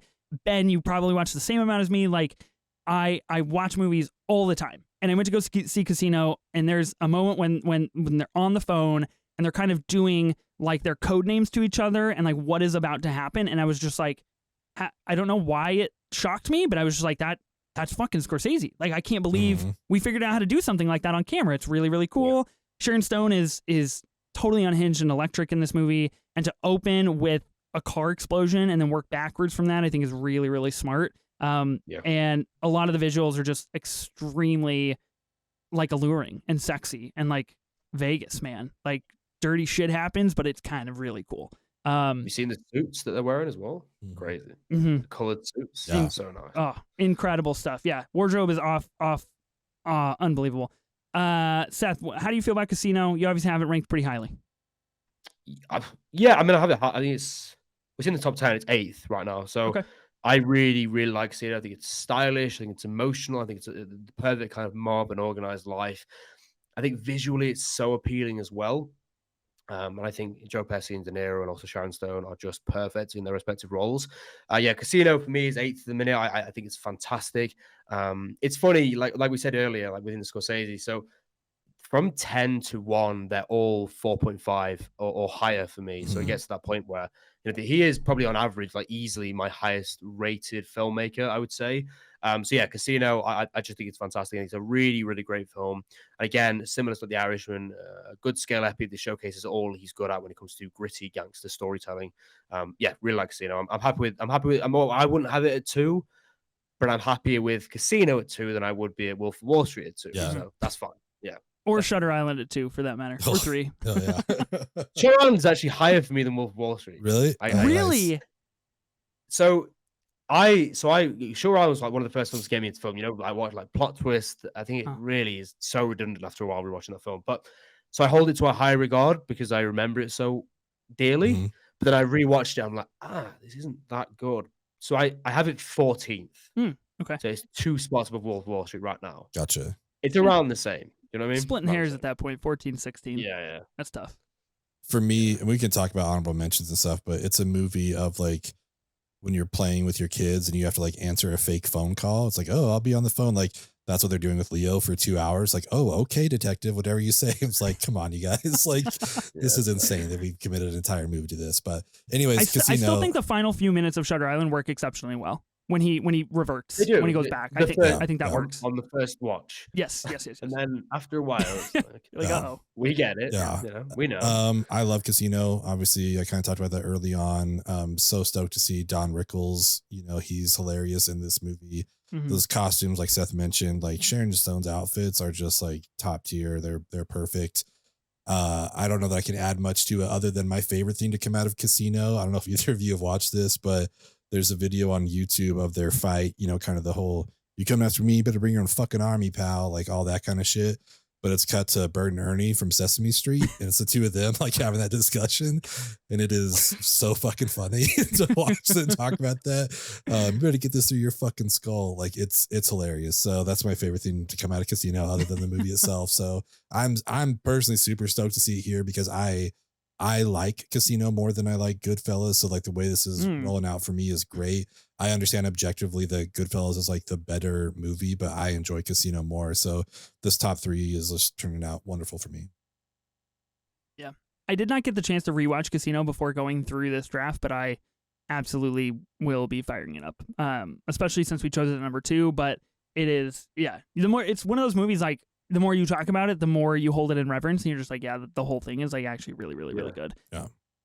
Okay, Seth, number 1 pick. It seems like your strategy maybe worked for you. Yeah, I'm gonna go for The Age of Innocence. I can't believe I'm getting silenced. Unbelievable. Yeah, I mean, I spoke about it earlier. I love Silence, obviously, but I'm going to pick Silence as the number 1. I can't believe I'm getting it at 1. This is like a dream come true for me. This is amazing.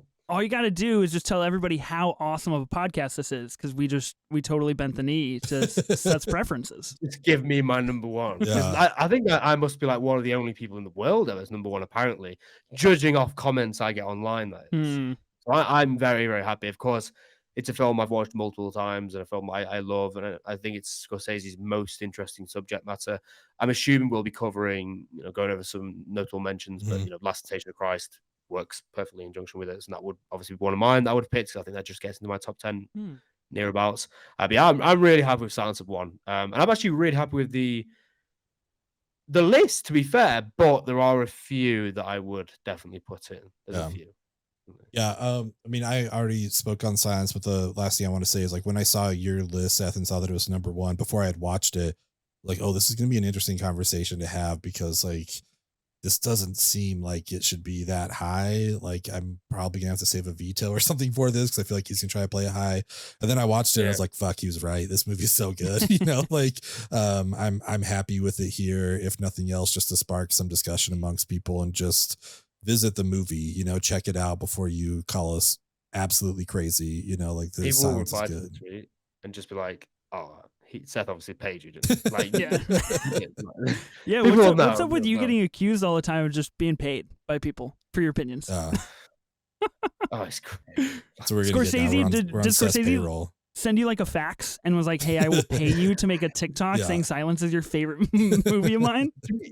I think Silence is interesting though, because it's like it's not actually that watched. You know what I mean? It's Yeah. not something that people speak about a lot. Like if you look at the logs, it's got like 200K. And considering it's it's a recent release, you know, it's been its past Mhm. few. It surprised me. I know it bombed when it originally came out, and I think if a lot of people actually gave it a chance and watched it, I know it's slow, it's very thoughtful, it's very nuanced. It's something that everyone's gonna. It depends on your interest on the subject, after all. But I think it's one that people should give a try to at the very least, and see Scorsese, in my opinion, similar to Killers of the Flower Moon, his most ambition, his most daring. Yeah. When I went into Silence initially, I was like, "There's no way this is gonna like beat out Goodfellas. There's no way this is gonna beat out like, you know, the king of comedy for me. There's just like no way." And Yeah. I obviously completely surprised at how powerful it is. And I think if you look on Letterboxd, like the tagline is "Pray with your eyes open," which is really, really, really you can see good. that. Really, really smart to put for this movie. So, okay, let me go over the draft real quick. We'll go through honorable mentions, and maybe talk about what didn't make the list that should have made the list. So, we played 4 vetoes along the way. Seth, you played both of yours. I played mine. Ben played yours. Number 11, Hugo. Number 10, The Color of Money. Number 9, After Hours. Number 8, The Irishman. Number 7, The King of Comedy. Number 6, The Departed. Number 5, The Killers of the Flower Moon. Number 4, Taxi Driver. Number 3, Goodfellas. And number 2, Casino. And number 1, Silence. Seth, if you could change anything about this list, you change one thing, what's the one thing that you're going to change? I would have to. I have Raging Bull at 4, so I would have Mhm. to get Raging Bull in there. Like I would probably put. I don't know. It's. I'd probably like move everything down one from, let's say, Casino, Mhm. and then slot Raging Bull into like 2, Okay. and then remove Hugo. That'd probably be my like one go. I think, because I think Raging Bull is, in my opinion, like essential Scorsese, so it has to be in the top 5 range ish, or at least the top 11 anyway. So I'd probably say that. Yeah, in conjunction with that, I think I would have played Raging Bull at number 9 instead of After Hours, but I was pretty positive that Raging Bull would be higher on the list than number 9, and I felt confident somebody would play it, Same. and obviously that did not end up panning out. Ben, is there anything you would change about this 11 rankings here? I think it's a pretty good list. Like, I'm curious if, you know, maybe Mean Streets, like something early, or Alice doesn't live here anymore, could have been on there. I mean, we got Taxi Driver, which is still pretty early Scorsese, but the movie that maybe I would swap out here, I really enjoy The Aviator. I think it's a great DiCaprio performance, like a lot of good, you know, Adam Scott, John C. Reilly, Kate Blanchett is amazing in this. So I don't know exactly where I would have put it, but that's the only like real honorable mention I wanted to throw out there, is I had that in my tier B that didn't get played. I would say it's interesting you mentioned like, so my 11, 12, and 13 on my rankings are Last Temptation of Christ, which obviously I would have probably put in this. Maybe happy with one out. And Alice Doesn't Live Here Anymore, I think, is criminally underappreciated with his filmography. I think it's great. And then Mean Streets is my 13 as well. I also think some people might get annoyed that we didn't have Cape Fear in there. People obviously regard Cape Fear quite I like highly Cape because Fear. of De Niro as well. I like Cape Fear a lot. It's like 14 or 15 in mine. But yeah, probably the main ones. Raging Bull like has to be the main one. We're gonna hear about that, I think. Yeah, we're gonna hear about that for sure. Well, whenever Scorsese makes another film in 4 or 5 or 6 years, whatever it's going to be, we'll come back around and we'll end up doing this draft again and revisiting. I do think Raging Bull is like the biggest omittance from this list. I have kind of a hot take, but I like Bringing Out the Dead. I thought it was kind of a fun movie. I know that's it's really low on a lot of people's lists. I don't necessarily have it very high, but I think it wouldn't have made this list, but I think it deserves a mention. It's an okay movie. Yeah, it deserves a mention. Gangs of New York, The Age of Innocence, Mean Streets, like these movies that are Scorsese that people talk about that just like we haven't covered, we haven't like even mentioned on this show, which I think is pretty interesting. And I think mileage varies greatly for personal preference on a lot of those films, which I think is interesting because like the two Scorsese movies with Daniel Day-Lewis are not regarded in like super high esteem, like within the oeuvre of what Scorsese has made. I have them 22 and 23. Age of Innocence and Gangs of New York. Yeah, they're really low down. Which I think is really interesting. Yeah, but I would say he, especially Gangs of New York, because Cameron Diaz and that, like her Irish accent is brutal, appalling. About Gangs of New York, for me, the reason it's watchable, the sets are amazing, but it's mainly Daniel Day-Lewis who really carries the role. Totally. But I don't hold that very highly at all, to be honest. Yeah, is that the first Leo collab? Gangs of New York? 2006. When was The Aviator? I don't remember which one was first, but no, 2002 actually. Gangs of New York. I'm wrong. Yeah, it was. It was Gangs of New York. 2002. Mm-hmm. Yeah. I think for both of those movies, the big hindrances that you kind of mentioned, Seth, is like Cameron Diaz in Gangs of New York just like doesn't work for me, and then Michelle Pfeiffer in Age of Innocence like just doesn't work for me either. Like that's just a personal thing. I think everything else about the movies works, and like the Age of Innocence, I just watched for the first time, and I adore like the final 10 minutes, like totally adore it. Yeah. But I have to work through 2 hours to get to that final 10 minutes, and I don't think it's worth it necessarily. Okay, cool. Well, we've done it. We've done the Martin Scorsese collaborative draft that we have long dreaded / anticipated, and it is complete. Seth, thanks for joining us on the pod, on the show, and getting this impossible task done. If people want to find more of you, where can they find you at? Yeah, so Seth Reviews on Letterboxd, I think it is. Yeah. And then I think Seth Film Reviews on like everything, Instagram, Twitter, TikTok, YouTube, whatever. But usual stuff. Yeah, that's fine. Yeah, absolutely. Good stuff. I definitely recommend following Seth. Blown up on TikTok over the last little bit, man. Congratulations. Yeah, it's fine. Yeah, doing all right, you know. I love it. Right. Okay, Ben. Next week on the pod, talking about one of the most anticipated A24 movies of 2023. We're going to be talking about Priscilla. Caveat, if we see it. We don't know. Good. It's good. It's good. Yeah. Okay, Seth has seen it. What's your like spoiler-free quick review? Doesn't beat around the bush. Goes into complexities of a notoriously hidden relationship. Meandering conversations sometimes, half-baked conversations that don't really equate to much, but I think overall it's good and it's better than Baz Luhrmann's interpretation of Elvis in that era. So Ben, do you have a rebuttal for such a profound statement? I haven't seen Priscilla, so I can't make that statement. But I didn't love Elvis, so I think it's just probably that. Yeah, that's totally fine. I love Sofia Coppola. I obviously like really enjoyed Elvis, so I'm excited about it. Like we don't need to have two queens battling each other. You know, they can both be good. No music though. No Elvis music. Oh yeah, that's right. That was one thing. They did well with what they have because they tried to put certain things in, but that was one thing. There was a notable omission when there was like a shot of Jacob Elordi. Jacob Elordi's great as well. That's one thing I would say. Nice. Jacob Elordi's fantastic. He's really a different kind of subtle Elvis than Butler's, who was also amazing, of course. Cool. Jacob Elordi in another A24 project from Euphoria now to Priscilla, and then Elordi has Saltburn coming out this year as well, which is pretty wild stuff for him. Yeah. Priscilla has played at New York Film Festival. Has played at a couple other places, I believe, London as well. So. We're excited again, as is the case with this pod, which I know can be frustrating probably for viewers and listeners, and is definitely frustrating for us. Like we just don't know when the national release is. We don't know when it's going to actually go wide. We don't know when we'll both be able to see it. So as of now, we are planning on covering Priscilla, hopefully. And if things shake up, follow us on Twitter or Instagram, and we release our schedule. So we'll let you know what's coming. But I'm very excited for what A24 has for the rest of the year. We've got some really exciting stuff coming on the show. Yeah, I'm super stoked too. But as far as this goes, you know, besides Raging Bull, what did you think about our 11 picks for Scorsese? What did we leave off? What would you have on your list? Let us know. We are on Instagram and Twitter at 24 Minutes of A24. Don't forget to subscribe to us on YouTube. You can watch all of our beautiful faces as we talk about these movies. And if you'd like, you can support us on Patreon. We have a show called 24 Minutes of Not A24, where we cover movies that aren't A24. And right now we're going through David Fincher movies in preparation for The Killer. So go check us out there if you'd like to support us. If not, we just appreciate you supporting us here. So thank you so much. I am Ben Lawhorn. And I'm Ethan Simi. Spring break forever, bitches.